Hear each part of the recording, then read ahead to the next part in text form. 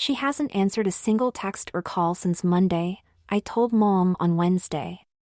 I'm worried something might have happened to her. She's probably just sick. She was sitting on my bed as we sorted through my clothes to pick out today's outfit.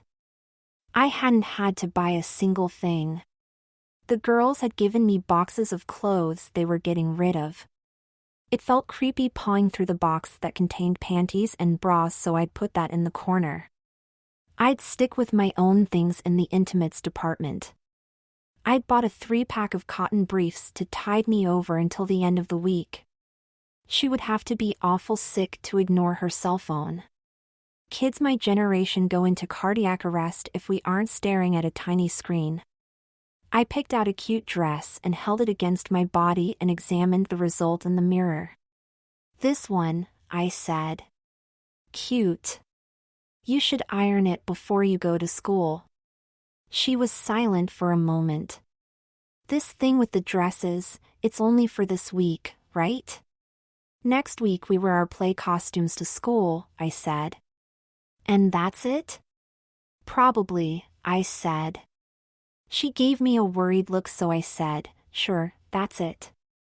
I don't know why you're making a big deal out of it.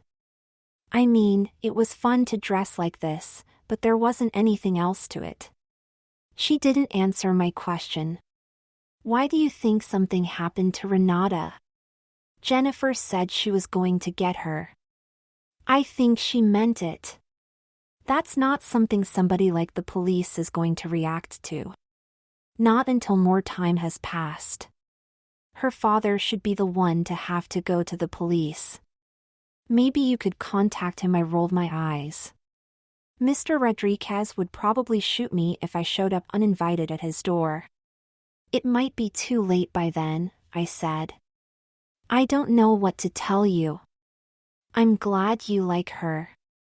It was suddenly important to be very clear on this point with her. Mom, I don't like her. I love her. She smiled. You're 17. Love comes easy when you're young. So does heartbreak. You'll discover there's always another love to be found. Enjoy it, but know it has a short fuse. I sat down beside her on the bed. You and Dad were 18 when you got married. And even after 6 years, you aren't ready to look at anyone else. What you did goes against all the advice you're giving me. I love Renata. Maybe I have a gambler's heart, just like you do. Maybe I was just lucky. It's called gambling for a reason. I hugged her. I don't believe that for 1 minute. You weren't gambling. You were betting on a sure thing because your heart was true. I feel that same certainty. She leaned into my shoulder. I know you're worried about Renata, but waiting is the prudent thing to do, both for her to return and for love. Prudent? Since when did prudent have anything to do with what I was feeling for Renata? It was like going over Niagara Falls in a barrel, the sound of elemental nature pounding in your ears, completely out of control, dreading the landing, but so exhilarated you felt like you're alive for the very first time. Prudent? I was wearing dresses to school. What about any of this suggested that prudence was my path forward? Okay, Mom. I glanced at the clock. I better hurry and get ready now. Do you need a ride to school again? I shook my head. When I was finally ready, makeup applied, nails touched up, and wig settled in place, I exited to find 2 girls from the drama club waiting for me at the corner. We did hugs and cheek kisses, then began the 6-block walk from my house. It was comfortable and secure. It seemed like I had so many friends now. I threw myself into the conversation. We talked boys. I didn't have anything to contribute on that topic. Clothes, I had a lot to say, and of course Jennifer. I hear that she only has 2 friends now, Tina said. She went from prom queen to outcast faster than anybody in the history of social media. She's even taken down her TikTok page because of all the things people were saying about her. You do kind of want to feel sorry for her, I said quietly. Maybe you want. Me not want, Tiffany said. She lorded it over me too many times for me to feel any sympathy. She's getting what she deserves. I cleared my throat. Has anyone heard any rumors about Jennifer doing something to Renata? You mean like burying her alive in the basement? Tiffany said with an exaggerated shrug. Tina laughed. For a second I almost believed it, then I gave a little laugh, too. If you do hear anything, you'll let me know, right? Anything for fair Juliet, Tina said. She slipped into serious mode. I wish she'd come to school. We really need her at rehearsal. Once the school day began, I felt less and less comfortable. All I could do was worry about Renata. I put on a smiling face for everyone, reacted to the gentle kidding and statements of support, but behind that facade I was screaming and kicking and drowning in doubt. I kept it together in rehearsal, but there was an undercurrent of concern. Even Mrs. S was on edge. At one point I pulled her aside. Has the school heard anything? I asked. She shook her head. She has a good attendance record. Somebody will call home at the end of the week if she doesn't show by Friday. She gave me a hug. It will be fine. Don't let it get to you. I was a bit disappointed in the adults. They didn't seem to have any sense of urgency. I wasn't going to fall into the same complacency trap. She might actually be buried in somebody's basement after all. Not really, but, well, maybe. I took the goth outfit home to get used to it. For some reason, goth Juliet had really big boobs. Those costume kids had warped senses of humor. Although supper I tried to act calm. I had to contain the growing sense of resolution that was building inside me. I told Mom I had a headache and was going to bed early. I turned out the lights and lay down about 9 p.m. I gave Mom a half hour to settle onto the couch in front of the TV. Every night she did this, and within 15 minutes she'd be asleep. I counted on that. At 9:30 I was on the sidewalk in front of my house. The streetlights cast little halos of light on the dark pavement.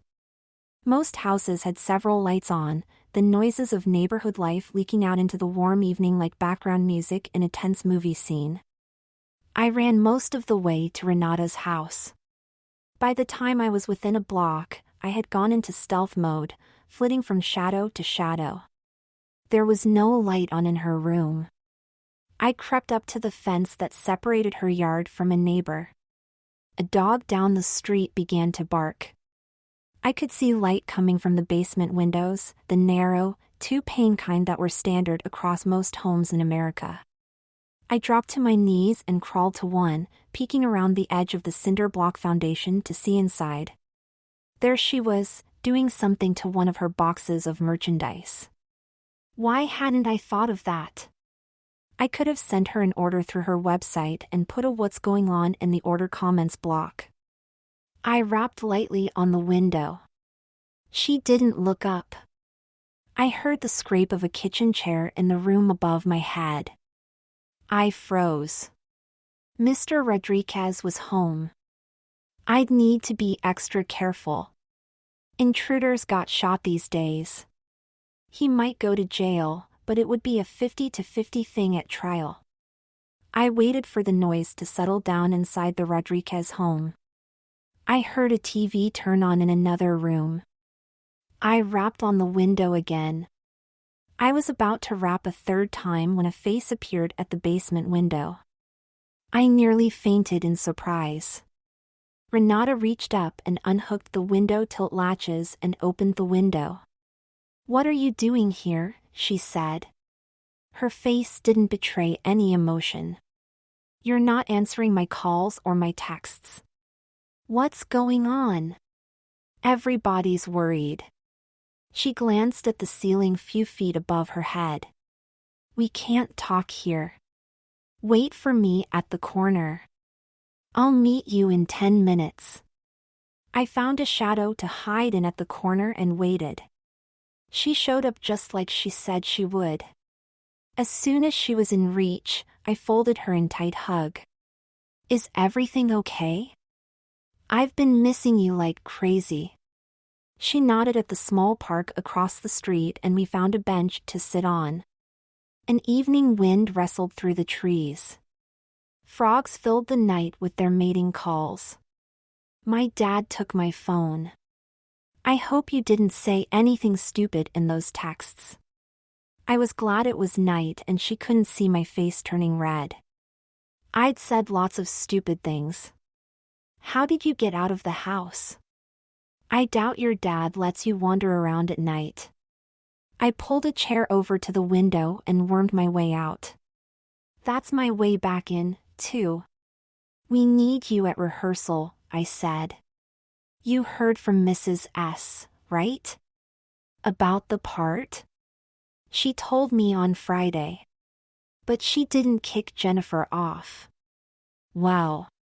That meant that Mrs. S. had planned to make the switch even before Jennifer had her meltdown. Maybe she'd caught wind of it? I took her hands. Jennifer said she's going to get even with you. Be careful. Why do you think I'm under home arrest? Somebody sent my dad a note saying you and I were up to no good and that you were just trying to add another girl to your conquests. And if he put that together with the texts I'd been sending, he probably believed it. My conquest total isn't very impressive, I said. You could have fooled me. I've been watching you for years. You're the one I want. There's no doubt in my mind. I put my arm around her. I could smell the shampoo she'd washed her hair in coconut and some citrus scent. The confidence with which she'd said her words made my heart flutter. I feel the same way. It's only been 3 weeks since I first found myself thinking about you, and it's all I can think of. It's unsettling how much I need you. She took my hand and rubbed the knuckle side, her touch a light caress. I sighed with contentment.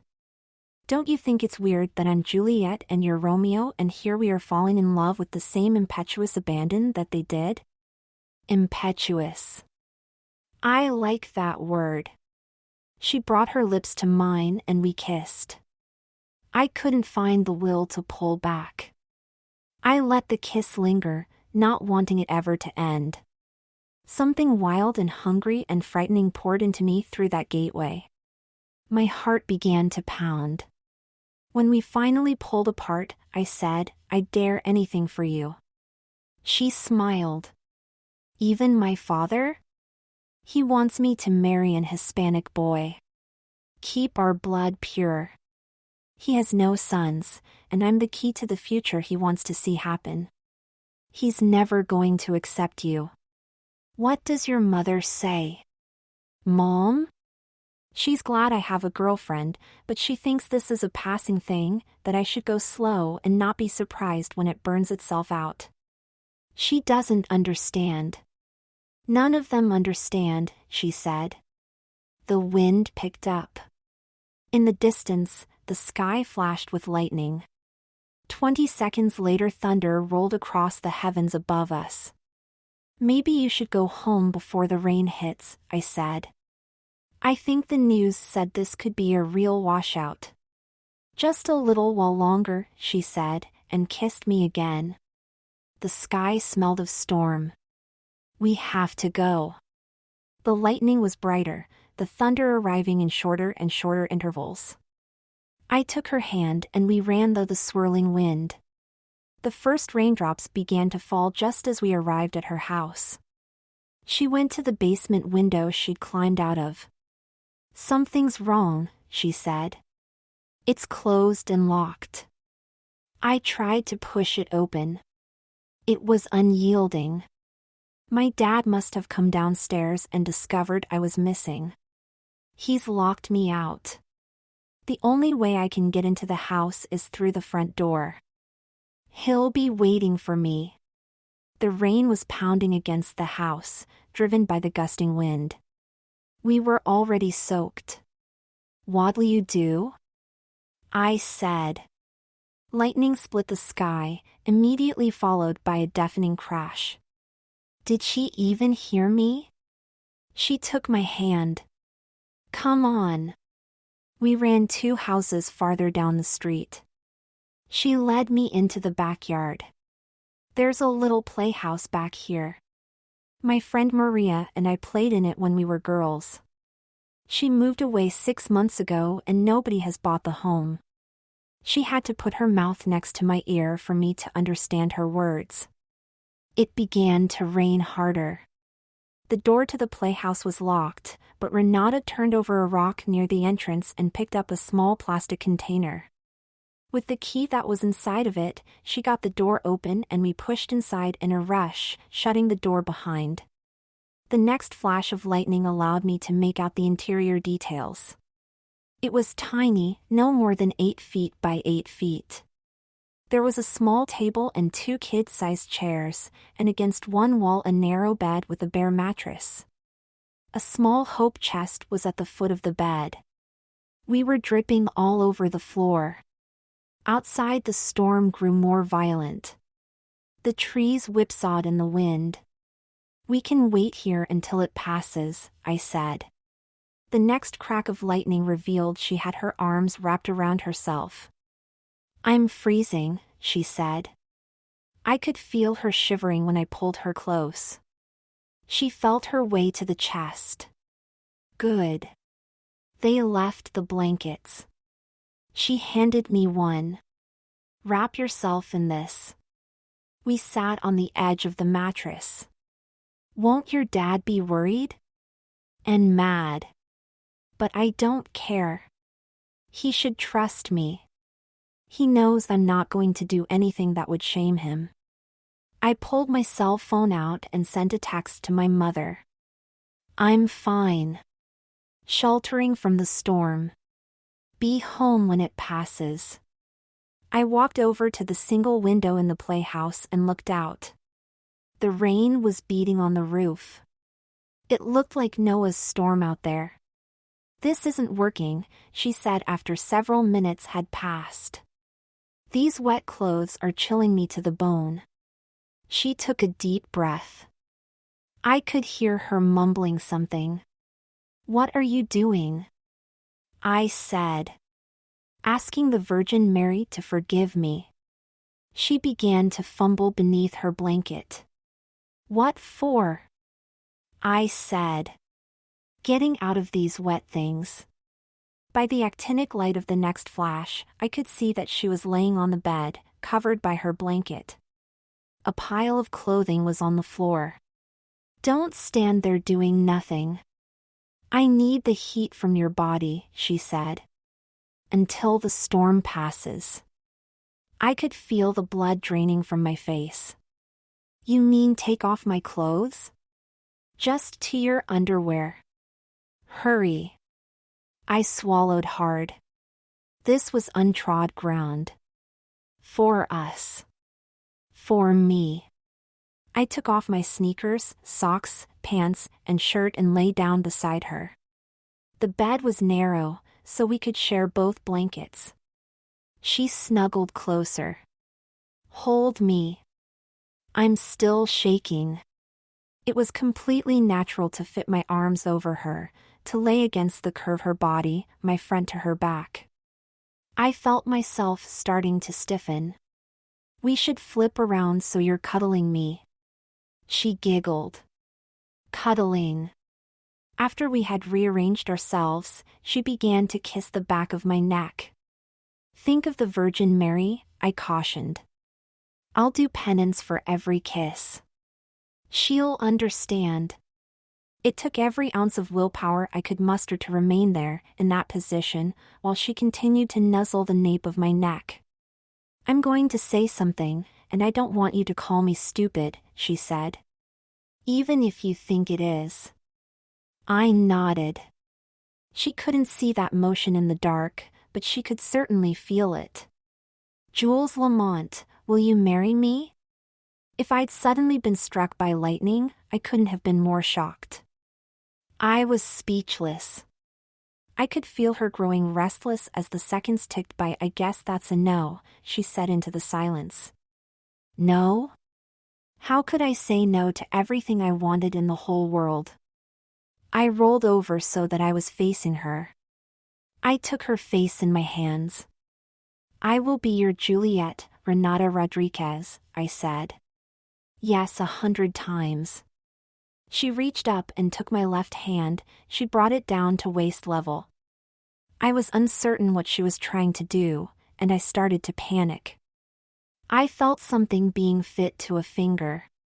I pulled my hand out from underneath the blankets.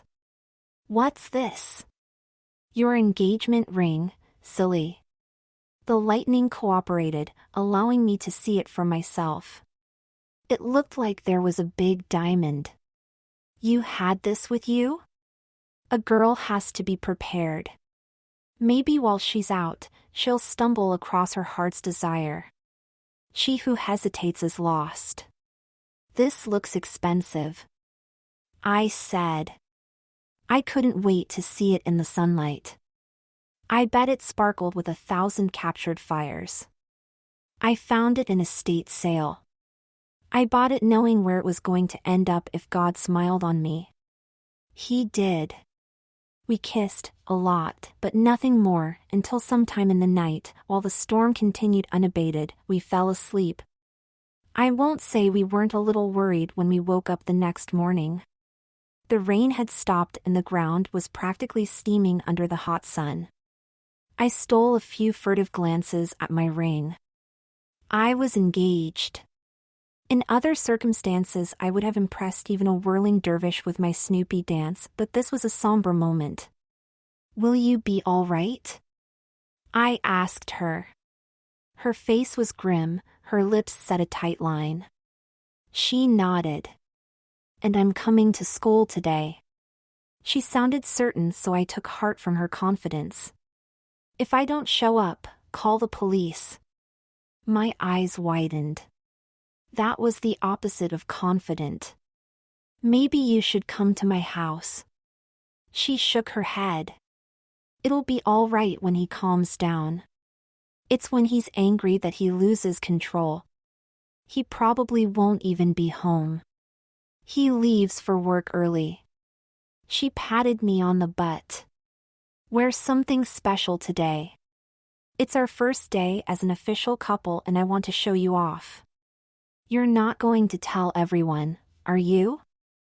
I said. The thought scared me. I won't have to. They'll know. She kissed me and we parted. You're glowing. When I came in the house, Mom was waiting in ambush. The only thing you did right was to leave me a text. I sent you 6 messages, but you didn't answer. I almost called the police. I had my phone turned off. I was going to play this as an adult. Last night my life had changed. I had shed the last vestiges of my youth the way a snake sheds its skin. She gave me the once-over. I'd been foolish not to take off my ring. She spotted it immediately. She took my hand and held it up in front of herself. What's this? A ring. I can see that. It's a diamond, and it's on your left hand. She stared into my eyes, a question and a challenge. Tell me you didn't do something stupid. I could answer that honestly. There was nothing stupid about it. It's the smartest thing I've ever done in my life. You spent the night with her. I could see the thought shocked her. Tell me that it's not too late. You didn't get her in trouble, did you? I told you to trust me. We haven't. I shook my head. You should be happy for me. Happy? Have you even thought about the implications? What about college? What about your dreams? There would be time to think about that later. I have to get ready for school. She took the swerve in our conversation unhappily. You're not wearing another dress today, are you? I walked to the stairs. I'm Juliet and I'm engaged. Her voice was anguished. What is it about this play that's making all you kids crazy? Nothing but madness has come out of it. Isn't that what love is? I said. A special madness? I picked out my most attractive dress, one of the donations from the girls on the play. It was a floral button down the front number, white with a design of pink and blue Japanese flowers in an ikebana arrangement. It ended 3 inches above the knee. I spent extra time on my nails and my makeup. Everything had to be perfect. I even ventured to wear a pair of white 2-inch heels. I'd been practicing and knew I could pull it off.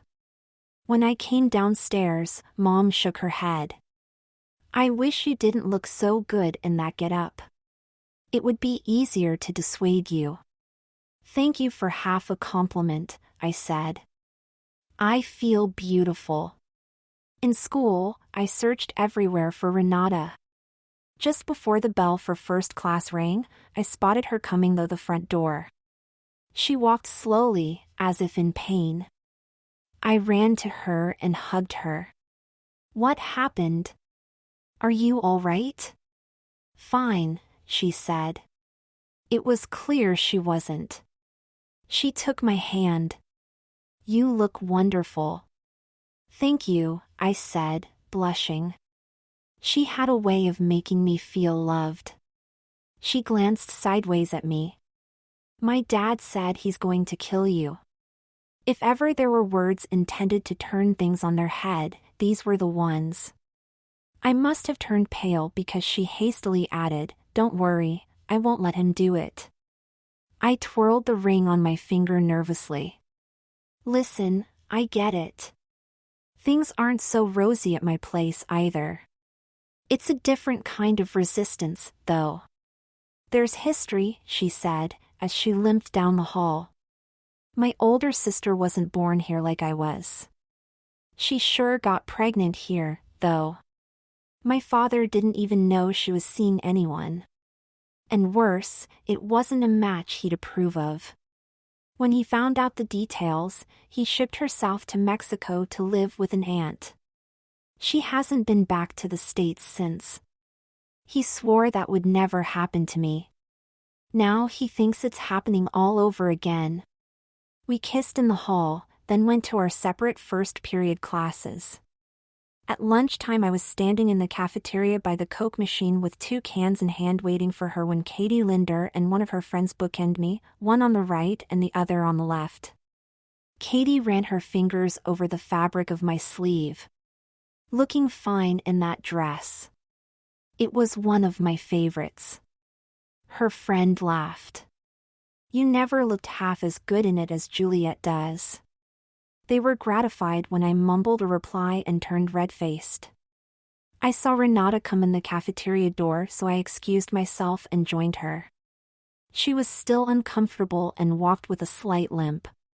She hissed when she sat down. Do you need to see the school nurse? I said. Should we call the police?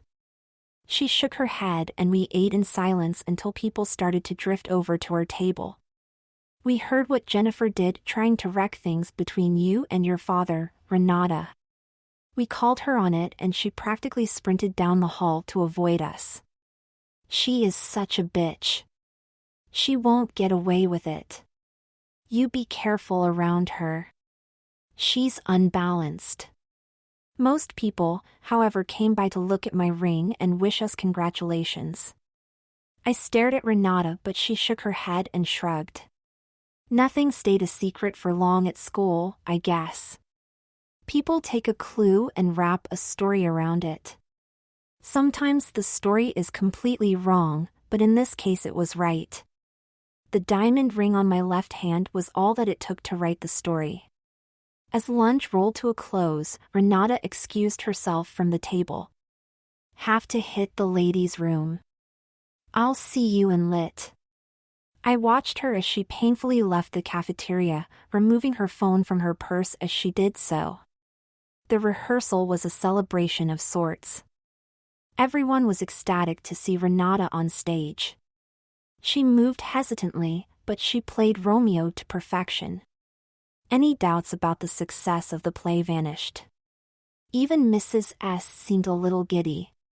We're going to try a full run through tomorrow. No costumes except for Juliet. I want to set up a couple cameras and tape things so I can get some different angles on the action. Plan for a longer stay. When things were wrapping up, Renata put a hand on your shoulder. Can you call your mom for a ride? I won't be able to make it home if I have to walk. I'm tired. There were little lines of pain at the corners of her eyes. My mom? That sounded like a bad idea, but it was clear Renata had come to the limits of her stamina, so I called despite my reservations.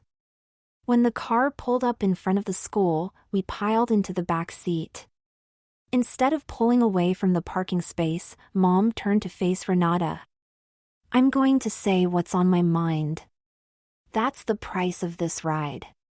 If we don't speak honestly to each other, things can get broken to the point where there's no coming back. Renata nodded.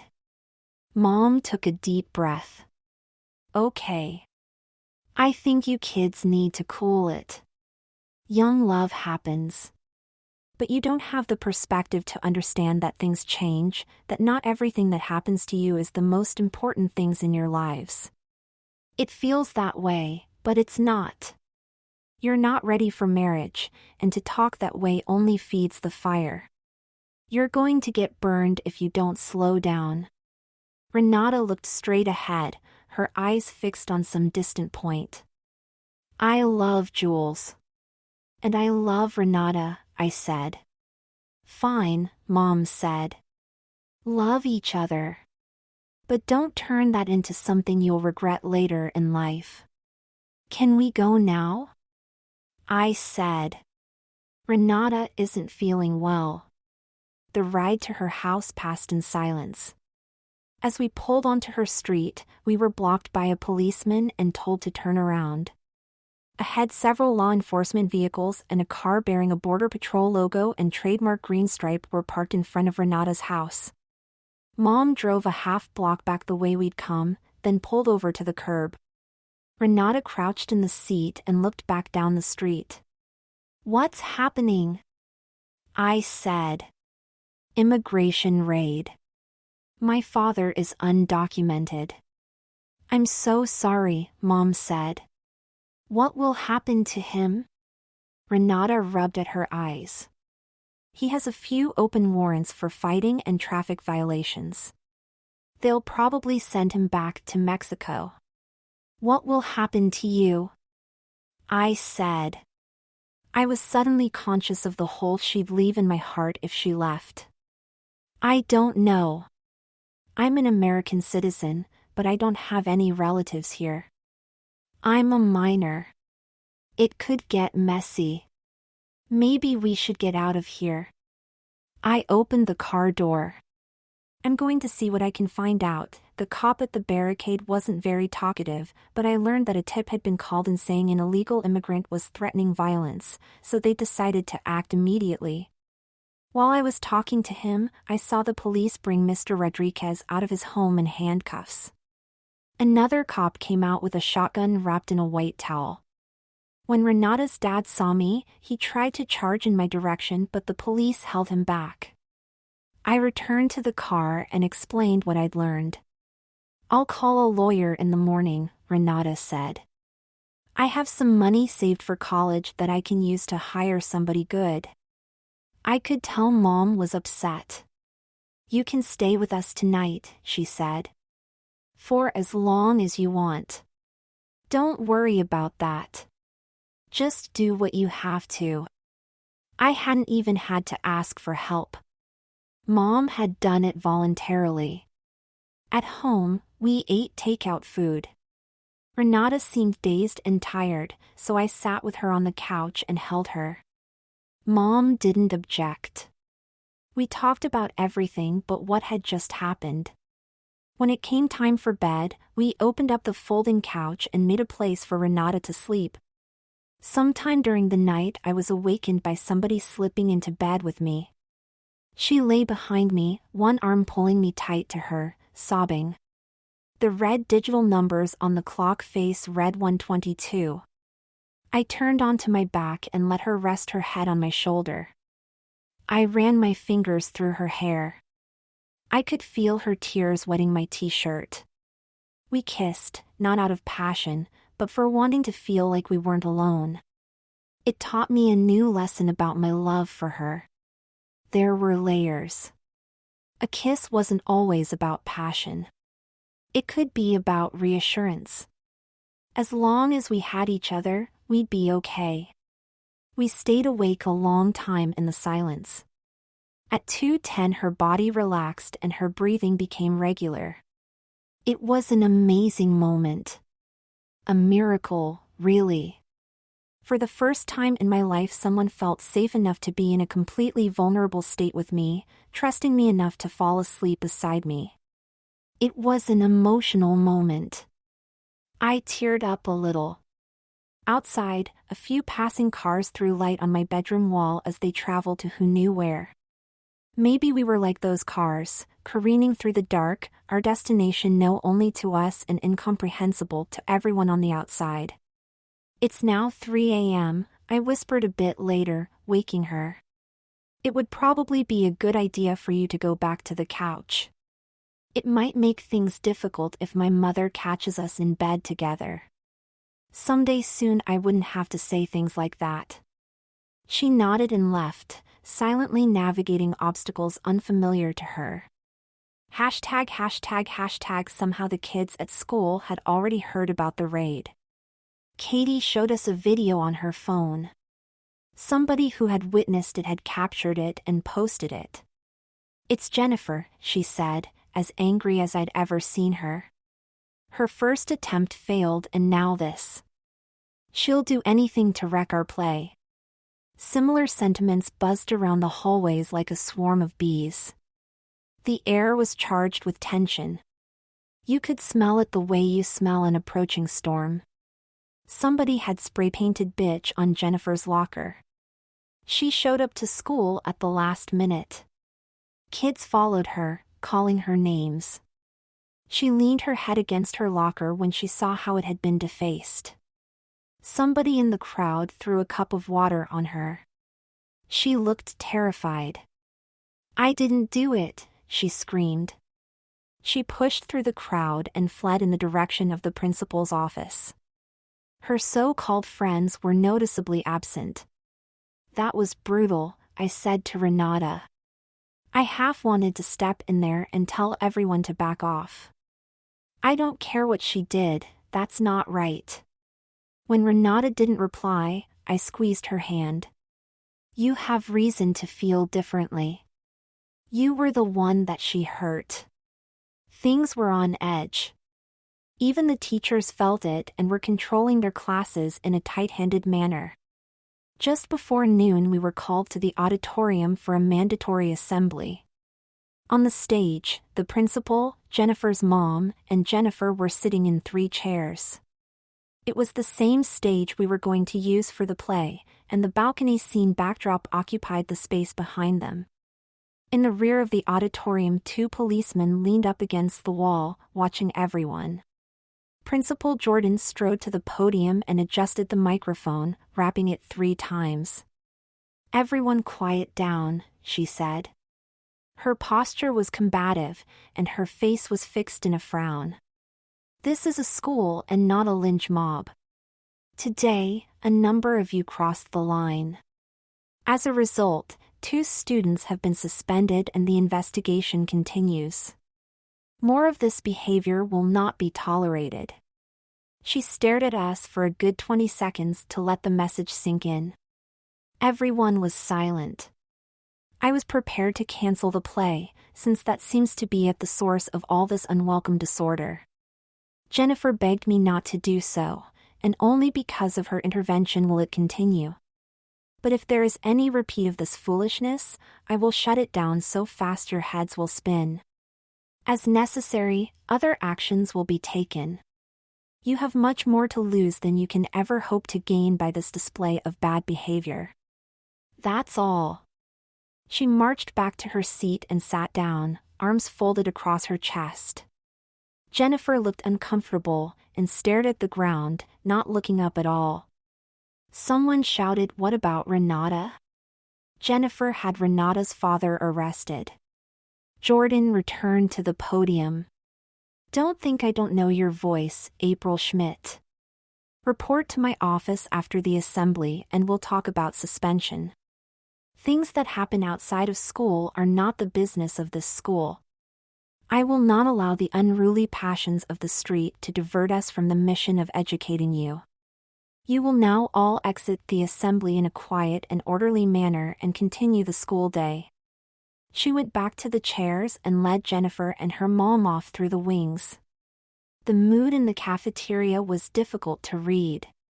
Everyone tried to sit with Renata and I, and tables were rearranged to form one long communal space. One table was not joined to the table train. That was where Jennifer sat all alone. I was surprised she even had the guts to show up at all. If she thought Jordan's harangue was going to suddenly swing the mood back in her favor, she was mistaken. Partway through lunch, the timer on Renata's phone went off. "I have a call with a lawyer. I'll talk to you later." She left, carefully avoiding the table where Jennifer was sitting. It was the same for Jennifer in the hallways. She was treated like a pariah. People didn't talk to her. They moved away from her when she approached them. There are other kinds of violence than the physical kind, and she was deep into it. She wandered around like she was lost, and her red-rimmed eyes said she'd been crying. I finally couldn't stand it any longer. I went up to her before lit class. "I don't approve of what you did," I said. "We're never going to be friends. But if you apologize and show that you're sorry, things will slowly get back to normal." Well, not exactly normal. You'll have to deal with the fallout until you graduate. She frowned at me. Friends? We were never friends. I have nothing to apologize for. She hurried away as tears began to leak from her eyes. So much for trying to help, right? When I stepped onto the stage at rehearsal, I was a bit scared. Things could really bomb. The air was so thick with tension you could use an ice cream scoop on it. When there's that much fuel, the whole place could ignite. It was clear from the very first line that that was not happening. Instead, all the anguish and tragedy fed right into the play. People played their parts with more edge. The fight seemed real. Romeo and I were swept up in the swift tide of events, carried along in the flood of our own passion. These weren't lines we were speaking. These were the deep yearnings of our hearts. I was lost in her eyes. Nothing else existed for me. She was my whole world, and I would do anything to be with her. When we finally reached the end, I fell to the floor, spent. The last lines hung over me like a storm cloud. For never was a story of more woe than this of Juliet and her Romeo. I began sobbing and Renata knelt down and hugged me. I was joined by several members of the cast, who helped me to my feet and joined in a group hug. It was a moment of transcendent communion. Mrs. S. came up to us. That was probably the best performance of this play I've ever witnessed. I've seen it done by professionals in London, at the Globe Theatre, and that was nothing compared to what you are all doing here. I'm so proud of you. The walk home was done in silence.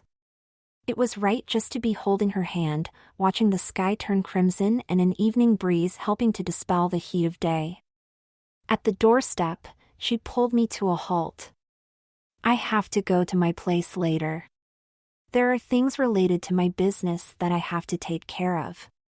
The world doesn't stop because of everything we're going though.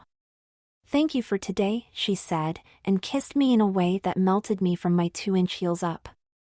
I should be the one thanking you, I said. I had no conception of what love was until you happened to me. You are the most wonderful person in the whole world. A sad smile flitted across her face, disappearing as quickly as it has appeared. If only that were true, she said. I could see Mom watching from the living room window. Not hiding, but not calling attention to herself either. She did not look happy. I could tell Renata was trying to do her best to keep the lid on her feelings, but the pain she was trying to hide wasn't to be collared that easily. He won't sign any papers.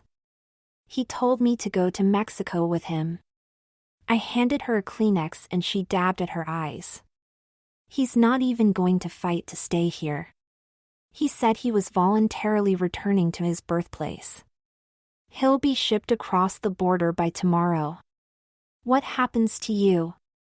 I said. I had no idea of how the laws worked in her case. I'm American. If he would have agreed to a guardian, it would have been easy. Now my lawyer will file the appropriate papers declaring me a ward of the state. They can't make me leave, I'm a citizen. Instead, I get dumped into the foster care system for my last 2 years of high school. I could end up anywhere. I won't let anyone separate us, I said, with every ounce of conviction I could muster. I didn't know how I would do it, but I would. I hoped it didn't sound as hollow as it felt. I can't believe your father agreed to go without fighting the procedure. She looked at me like I was a little dense. Jules, he knows all the coyotes. He can come back anytime he wants. But he left you. You're his daughter. Not according to him. I won't repeat what he said. He heaped curses on our heads. He said this wasn't over. Of all the things I had to worry about, a curse was small change.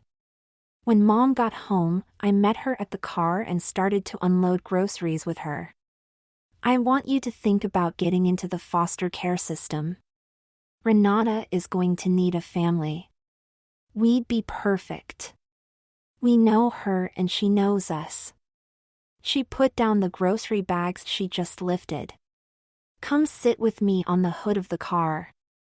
When we were there, she handed me a soda and I popped the top and took a deep swallow. That would be a good idea, she said with finality. Why not, Mom? I'd expected some resistance, but this sounded more serious. She sighed. Do you think I'm blind?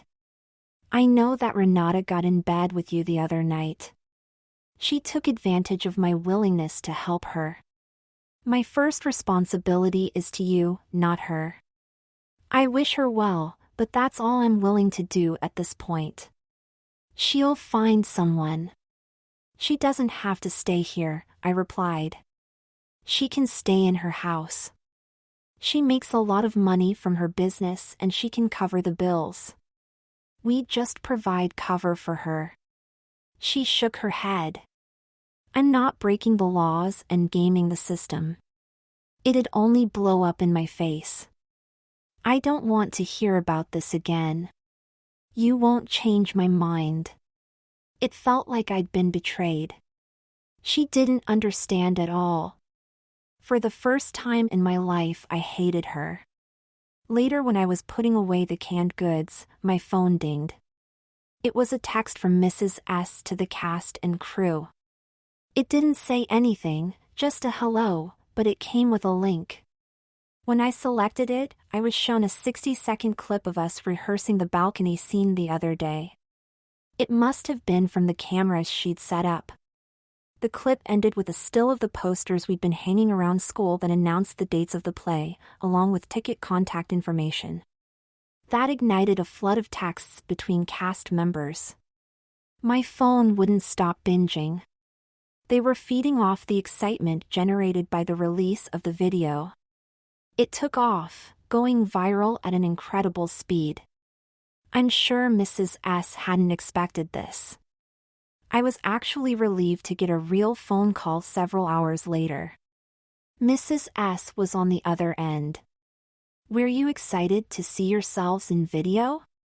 It's caused quite a stir. I got a call from the local news station. They want to do a blog about the play. They want you, me, and Renata to come to their studio to be taped. The idea didn't thrill me, but she was not going to be denied. When I said, today, there was a pause. I know this is a surprise. This will be really good for the play. What costume do you have at home? The Regency gown. And do you have the wig? I do. It was my favorite wig. I developed a thing for sausage curls. I love the way they framed my face and moved with such easy grace. Wear all that. I'm sure it'll spark some great discussions. I wasn't sure I wanted those kind of discussions, not in such a public forum. Have you talked to Renata? Done. She's on board. I'll be stopping by your place in 15 minutes. Be ready. She hung up without waiting for me to agree. 15 minutes? I dashed upstairs and began changing. I wouldn't have time to do anything with my makeup. This was going to be a come-as-you-are Juliet. I didn't meet up with Renata until I was back downstairs.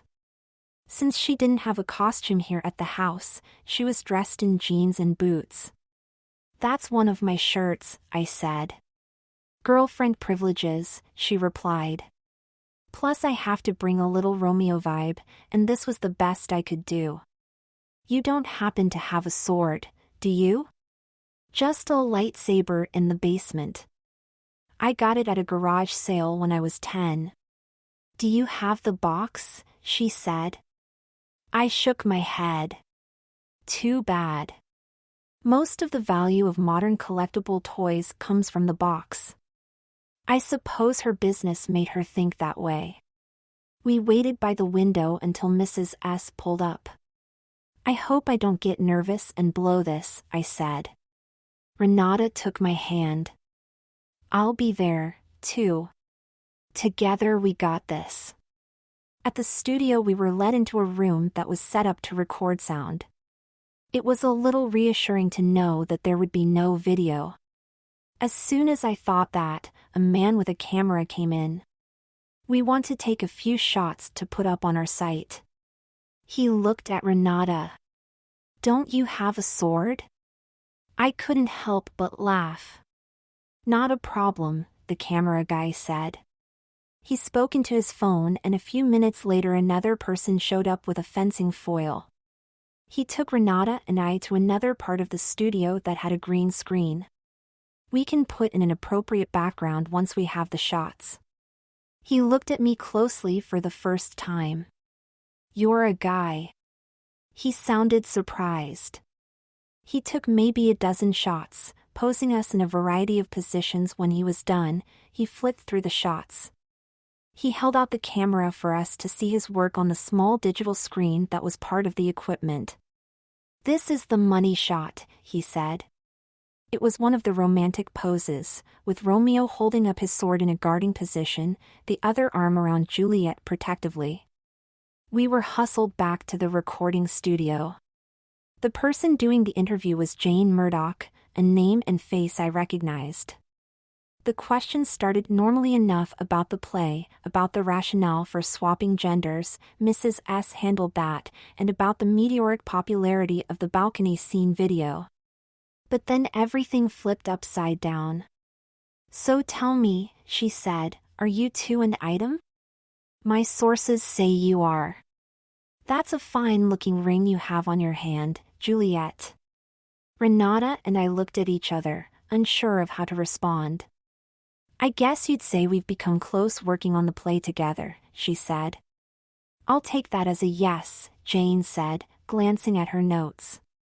Tell me, Do you think it's appropriate for a boyfriend and girlfriend to be living in the same house? Aren't there moral issues involved with such an arrangement? I couldn't let that one pass. You're blowing things out of proportion. Renata is staying with us until her status can be resolved. My mom makes sure nothing inappropriate happens. Beside me, Renata shifted uncomfortably in her chair. Her status? You mean her status as an illegal immigrant? I'm an American citizen, Renata answered, her voice suddenly cold. I'm sure the Immigration Service will make a determination about that, Jane said. One way or the other. Your father was recently arrested and deported, am I right? I thought this was an interview about Romeo and Juliet, Mrs. S. said. I find your line of questioning insulting. My sources say that play has disrupted the entire school and has led one highly regarded and popular student to be bullied and ostracized. So I think this about Romeo and Juliet and the tragedy that is playing out at Mason Academy. Mrs. S. stood up. Let's go, guys, she said, and motioned for us to leave. Can't we answer that? I said. It's one of Jennifer's lies. Instead of replying, Mrs. S. took us by the arms and pulled us out of the studio. The last thing I heard was Jane saying, "Why don't you let them answer?" Running away is generally considered a sign of guilt. Mrs. S. led us to her car and drove us away from the studio. I'm so sorry, guys. I had no idea this was an ambush. If we'd stayed, things would only have gotten worse. I stared out of the window, saying nothing. I could sense the anger coming off Renata in waves. She took a deep breath. If Jennifer thinks this is over, she's wrong. She'll get what she deserves. Mrs. S. said, I think it might be the better strategy to seek higher ground. Be the better person. Let Jennifer, if it even was her, wallow in the mud. Threats aren't going to get you anyplace. It's not a threat, Renata said angrily. She folded her arms over her chest and sat back in the seat. They released the blog interview within the hour. The title said it all, Romeo and Juliet, or is it Macbeth? They had altered our photo to add shadows and a hint of foreboding atmosphere. Mom told Renata she had to move out by Monday. She was apologetic, but the blowback from the interview was clearly affecting her. It seemed like both families were against us now. She left with her few things packed in a bag, returning to her dad's place. She took an Uber instead of the ride Mom offered her, saying a curt farewell and leaving without looking back. I turned to Mom. Do you really think that was a good decision? She needs help and support, not rejection. I'm really disappointed. If you think this will break us apart, think again. I don't believe you get the implications, she said. If she stays here, it might result in the government moving her clear across the country to protect her from a potentially immoral situation. There are already people bombing my social media account with threats and prayers, and that word comes up a lot. This move is good for her and for us. Sorry, I don't buy it. Love is never immoral. I won't forget this. I went to my room and shut the door. Romeo and Juliet had more options than I did. I had a terrible feeling that this would turn out badly. On Monday at school it looked like a Renaissance fair. We were all dressed in our Act 1 costumes. Everybody was talking about the interview. Tickets had sold out to all performances, many to people who had nothing to do with the school or the play. If we could have added performances, we'd no doubt have packed them all. As it was, we were doing 3 Friday night, Saturday night, and Sunday afternoon. Jennifer slunk around the hallways. The interview hadn't helped her cause everyone blamed her for the ambush. Her hair looked unkempt and her makeup was sloppy. She hung her head, and her eyes were dull and lifeless. If she was so beaten down, why did she keep taking on Renata? I found time to pull her aside during the middle of the morning. You just need to come clean, I said. Accept blame and move on.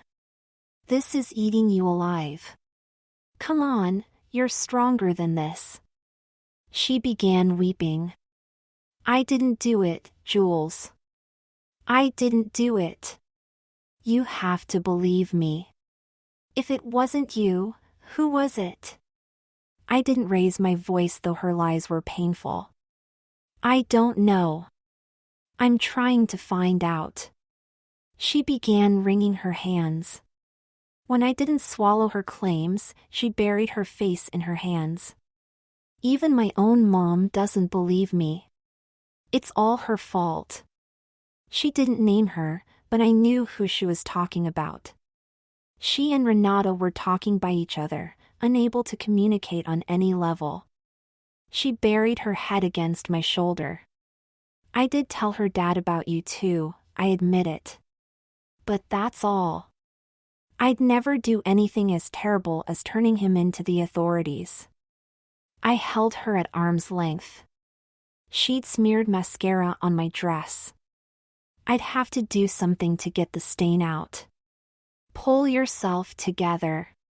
Fix what you broke. I left her standing in the hallway. I wanted to feel sorry for her, I did, a little, but she'd crossed so many lines. At rehearsal I saw her lurking around the hallway outside the auditorium. She looked even worse than she had earlier. Renata was a little reserved towards me, but all the tension between us melted once the bard's words crossed our tongues. We ended up hugging and crying in one scene, dragging the rehearsal to a halt while we let our feelings out. During a break I said, I'm coming over to your house after this. I'm missing you so much that I can't think of anything but you. She nodded. Good. It's lonely without you. The walk to her place was a revelation. We laughed about everything and nothing. It was as if a sudden summer rain had washed the dust off the streets, and the world was clean and bright again. All the things that had seemed so big and threatening earlier were exposed as trivialities. She made me feel alive like I never had before. We stopped at a convenience store and purchased sandwiches and chips to eat later. The house was silent and dark when we got there. Hadn't you better call your mom? Not that she deserved it, but I pulled out my phone and sent a text saying I'd be home later than usual. Entering the house was a little creepy. What if your dad showed up? He could be waiting inside for you. Aren't you worried? No, she said. He'll spend a few days drunk before he decides to come north again. And I have a piece of tape across the seam of the front door. If anyone comes in, they'll break it free and I'll know not to go in. I need to check for messages. She started rummaging around in her purse. At first it seemed like just a long search, but then she frowned and went to the kitchen table and dumped her bag. There was no phone to be found. Can you remember where you last saw it? I asked. I used it before last period. Do you think I put it down somewhere after that? I shrugged. Try calling it, I said, handing her my phone. It rang several times and then somebody answered. They didn't say anything, just left us hanging. Who is this? Renata said angrily. This is my phone. I want it back. The person on the other end of the line hung up. Can you believe it? She said. Somebody stole my phone. Maybe they just found it and are holding it for you, I said. There's nothing to be worried about. They can't see your mail or use any of your apps, right? Her eyes got wide. It wouldn't be hard to get to them, though. My passcode is pretty simplistic, just a string of ones. If somebody was a good guesser, they'd crack it in no time. She turned to face me. I need to get it back now. There's important stuff on it that I don't want seen or shared. You mean our texts? I said. What? Oh, sure. Our texts. She thought for a moment, then nodded to herself.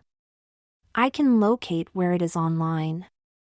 I have all the required settings turned on, so this will work out. She immediately headed to her laptop in her bedroom. I sat on the bed while she went through the necessary location steps. I knew she'd gotten somewhere when her fingers froze over the keyboard. Maldita, she said. Look at this, Jules. She sounded outraged. She pointed at Google Maps. Am I supposed to know what that address means? I asked after I put my head next to hers. Jennifer's house. I should have known. I'll have to act fast. Her fingers came to life over her keyboard again. What are you doing? I asked. Wiping my phone. She clicked on a screen button. All done. Isn't that a bit drastic? I said. Do you really want to start from scratch with the phone when you get it back? She shrugged. Damage control. She didn't offer any other explanation, so I let it pass. Let's go downstairs and eat those sandwiches. I'm starving. In the kitchen, she pulled out a pitcher of tea and we attacked our meal. Between two mouthfuls, I said, what are you going to do about Jennifer?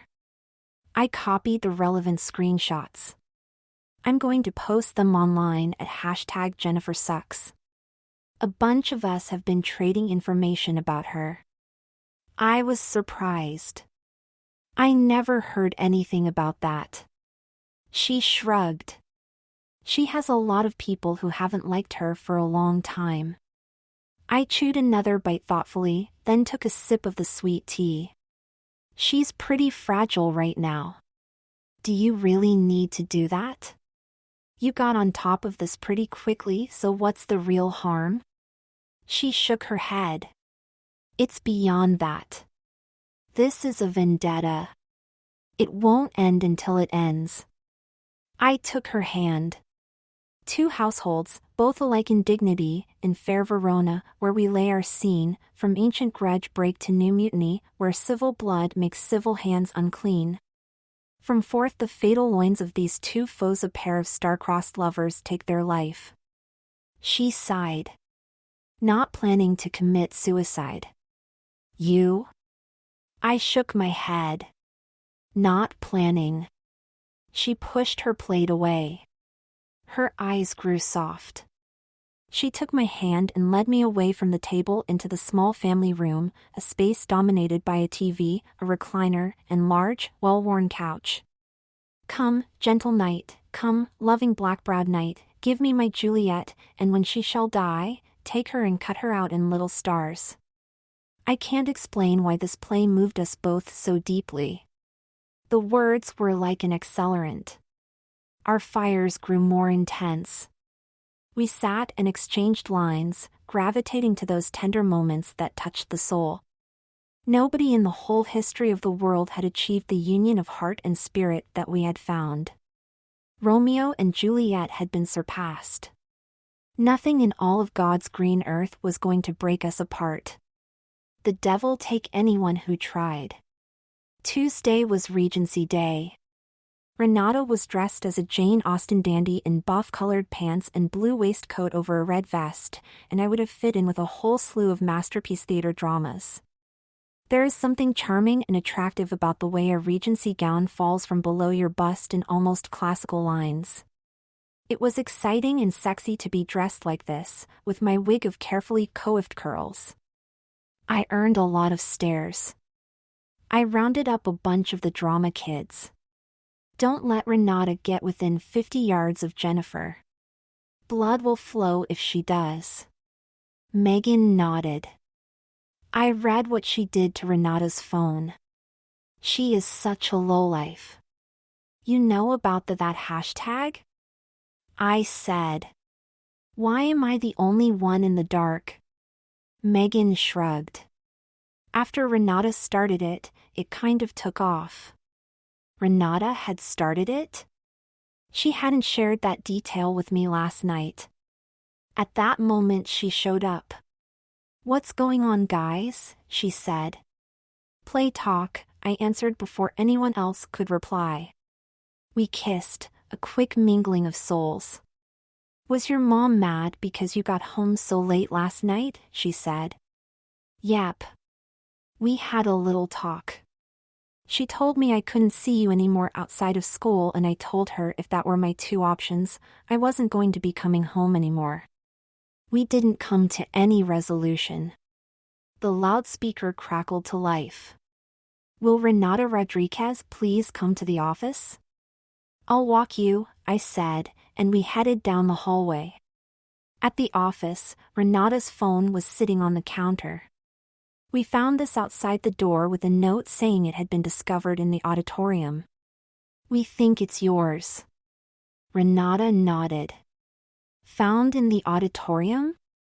We both knew who had taken it and where it had been. "Thanks," she said. "Any idea who turned it in?" "I'd like to thank them." The office admin shrugged. "A good Samaritan. You were lucky." I glanced at Renata and we left together. "I think that should conclude the phone caper, don't you?" I said. She smiled. "Not on your life." That sounded ominous for so many reasons. Was I the only one capable of maintaining a little balance? Wednesday was Victorian Day. No matter how many times I'd worn my wedding cake, the gown and bustle still confounded me.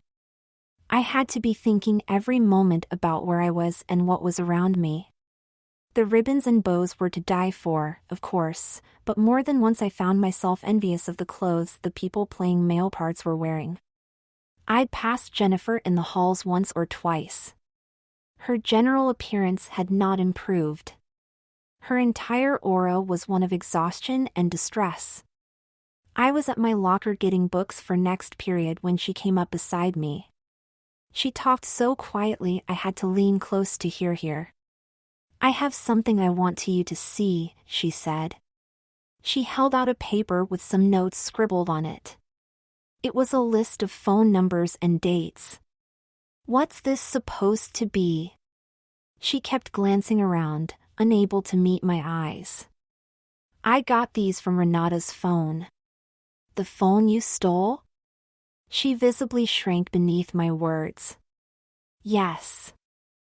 I'm sorry. I had to do something to clear myself." "And this does that?" I'm sure I sounded as incredulous as I felt. "The number circled in red," she said, starting to point and then pulling her hand back. It was clear she was rattled and frightened and lost. "It's the number to the ICE tip line. You need to wind this up, Jennifer. I have class. Stop beating around the bush." She steeled herself, took a deep breath. This call was placed before her father was arrested. Renata turned him in herself. "I told you I didn't do it. And a scribbled note is supposed to convince me?" I said. "Nothing else, not even a screenshot?" The phone turned itself off and erased itself just as I was taking notes. She began to cry. I showed this to a few other people and they laughed at me. They said this was all made up and I was pitiful. "You have to believe me." I shook my head. "I don't." I thought for a minute. To get into her phone you had to have used a passcode. "Do you remember what it was?" She rubbed her eyes with a sleeve. "It was so easy. All ones." I was shocked. "Not proof, Jennifer. It's an indictment. I think some of what you did rises to the level of a crime. I wouldn't be spreading this around if I was you."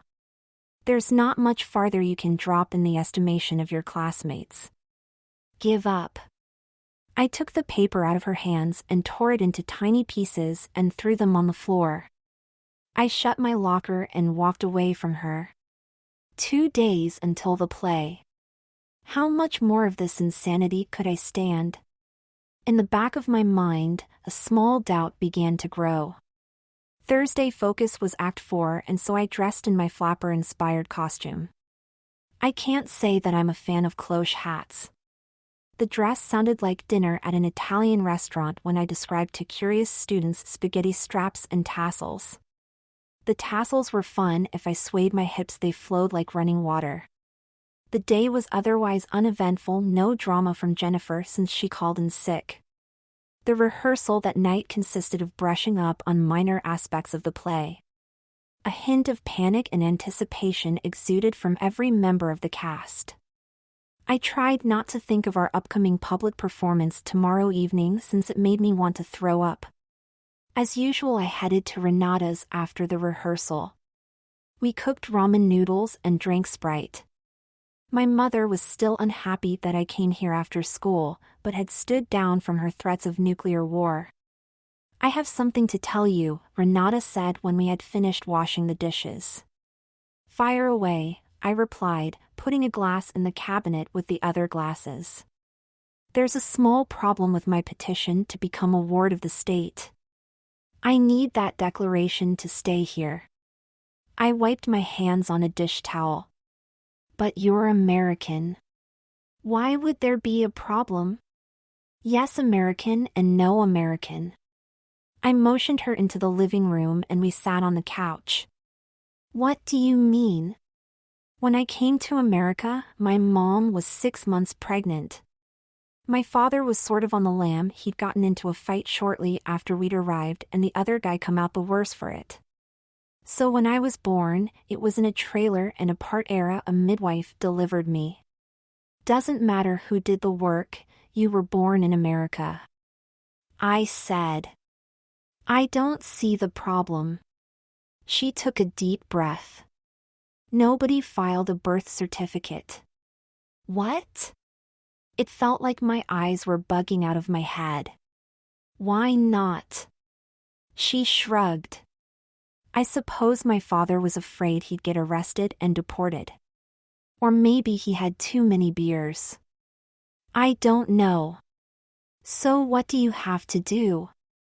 My lawyer says we can establish proof of American birth through secondary evidence, but that's going to take some time. Hopefully he can get the things he needs. It's iffy. Why doesn't that sound reassuring? I said. I took her hand and squeezed it. I have a hearing on Monday. ICE wants to send me to Mexico until I can establish my citizenship. Then I can come back. She sighed. My lawyer's fighting that with his own petition to the court. That's crazy, I said. He'll be able to fix it, right? She ran a hand through her hair, her lips a painted frown. 50-50. She stood up. Enough about that. I have something for you, us. She slipped out of the room and returned with a package and handed it to me. You shouldn't be buying me things, I said. I don't have a way of returning the favor. Just open it and stop playing the martyr. I'll make sure you reciprocate in the future. We have a whole life together ahead of us, so let's not start keeping score. I tore off the paper. Inside was a pair of bridal panties, white lace with light blue ribbons. On the back it said bride in the same blue color. Bride? I said. For the play. Juliet was the bride, so it's accurate. I want you to wear them tomorrow night for the performance. She winked at me. I have a pair that says groom and I'll have mine on. They're beautiful. I said, and kissed her. She held my face in her hands, her eyes no more than a foot from mine. I want you to come back to my place after the play. Spend the whole night. We should become man and wife in everything but name. She blushed and averted her eyes. My throat constricted and I found it difficult to swallow. That's a big step. I know. But I love you. You are a part of my soul. When I wake up, I hear your name sung by the birds who nest in the pecan tree outside my window. At night when I look at the stars, every constellation is you. I'm drowning in you, and my salvation is a distant shore, and there you are, standing on that shore. In a former life we were lovers. How else can I explain the feeling that we just fit? I took her in my arms. I know. I know. You're crying, she said. So are you. She stepped away, taking both my hands in hers. We've only got each other. We have to be there for each other. Us against the world, babe. I nodded. The whole damn world. Friday was the big day. I'd taken some of the stuffing out of my goth costume. Mom watched me do it at the breakfast table. Good move, she said. You looked like a top-heavy melon seller. Whoever put that together doesn't know much about a woman's body. Drama kids, I said. The unspoken subtext was, what does a drama kid know about that? I can't wait to see the play tonight. Oh, Jennifer called me, she said casually, as if she was clueless about the war that Renata and Jennifer were fighting. Uh-huh, I said. I tried to keep the scowl off my face. She drank the last of her coffee and put the world's best M.O.M. cup down carefully in front of her. She says that Renata called ICE on her own dad, and that she has proof. Mom, she's been peddling that story all week. Nobody believes her. If she suddenly has proof, it's something she faked. Did you ask Renata if she did? If it's true, it ought to be a warning to you. Maybe she's not the person you think she is. I stood up, shaking the loose padding out of the dress. Gotta go get into this, I said. There's such a thing as trust, Mom. I hesitated. I could have said nothing, just let things happen, but I wasn't that kind of person. I won't be home tonight. Don't wait up for me. She went white. You're 17. I forbid it. How will you stop me? It's that Rodriguez girl. I thought she was nice. I can guess where you'll be, and I don't want to guess what you'll be up to. I'll send the police if you're not home by 10 p.m. I sighed. I wouldn't go out of my way to make her mad. She's going to be your daughter-in-law. That shut her up, and she was gone when I came downstairs after changing and making myself pretty. Everyone at school was buzzing about the play. The newspaper had done a big spread on it in the morning edition.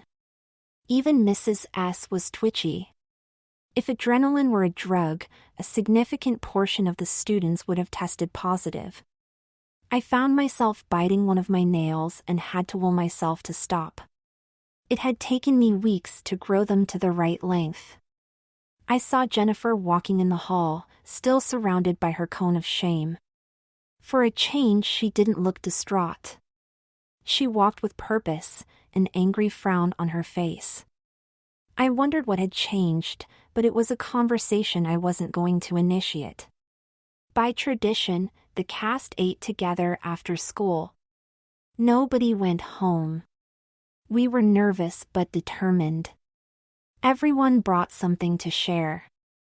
I had carrot cupcakes. Renata had brought beans and rice. I'd helped her cook it last night before I came home. When no one was looking, she flashed me, lifting her skirt up so that I could see her groom panties. I blushed. Tonight I was going to see more than that. My anxiety climbed 2 notches, which was hard to do since I'd already pegged the meter. I'd spent hours last night after I'd gotten home looking for guidance on the internet. This would be a first time for me, and I wanted it to be special for her in the same way it was going to be special for me.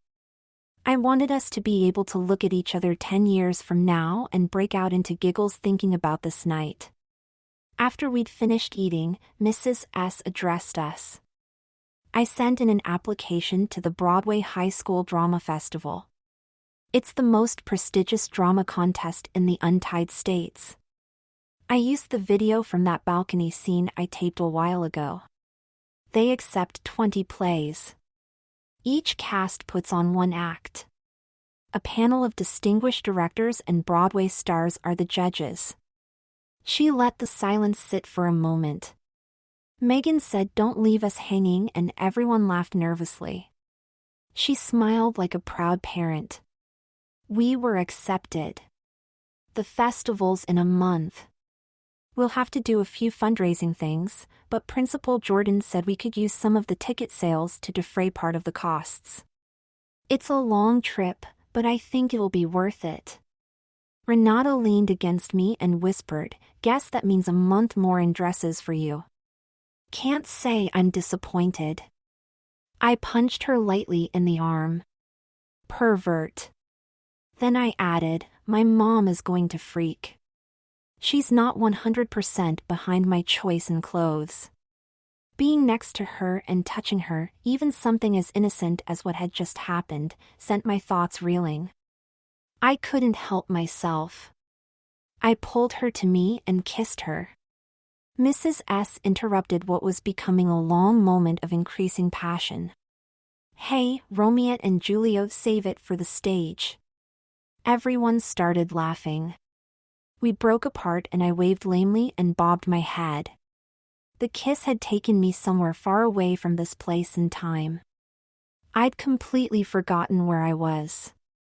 One's attention had shifted to the discussion of the trip to New York City and we were no longer in the spotlight. Renata's face drew down into the serious look she often wore. "There's something I have to tell you. I imagined 100 possible disasters. Is something wrong? Is it about tonight?" She flashed a brief smile that quickly vanished. "Oh, tonight's definitely on. It's about my dad. I did something I'm not proud of." As soon as she said it, I knew exactly what it was. Mom had been right and also wrong. It didn't matter to me at all. I had complete faith in her. "Not now," I said. "Not today. Not on this first night of the rest of our lives. Not ever. I don't need to hear it. Whatever it is, you had your reasons and I stand with you." I could see the tears welling up in her eyes. She turned away so she could wipe them dry on her sleeve. Shortly thereafter we headed to the auditorium to get ready for the big performance. The place seemed like some gigantic tomb, our voices small and echoing.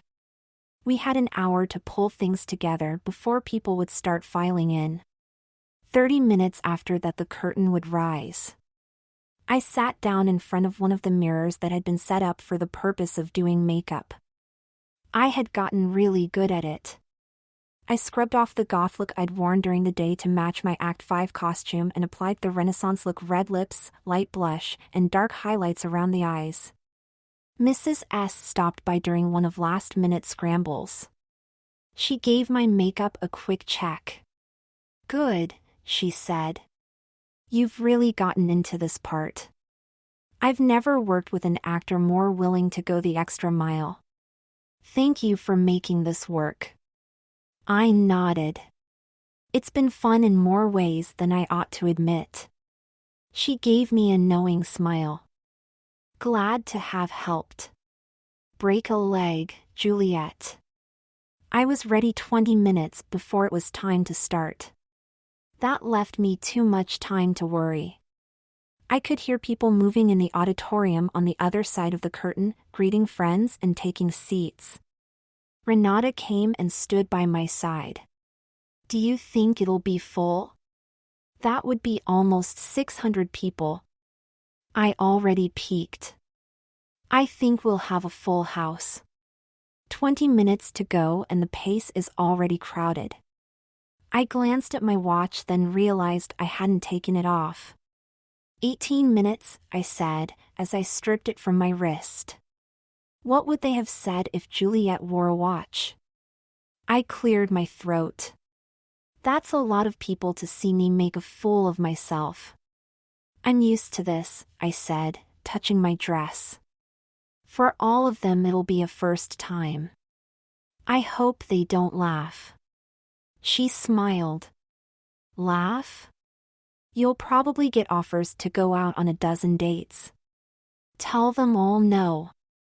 You're mine. I am, I said. We held hands, fighting the urge to do anything else. With agonizing slowness, the minutes drained away. In the auditorium, the 5 minutes call was broadcast. Mrs. S scurried around.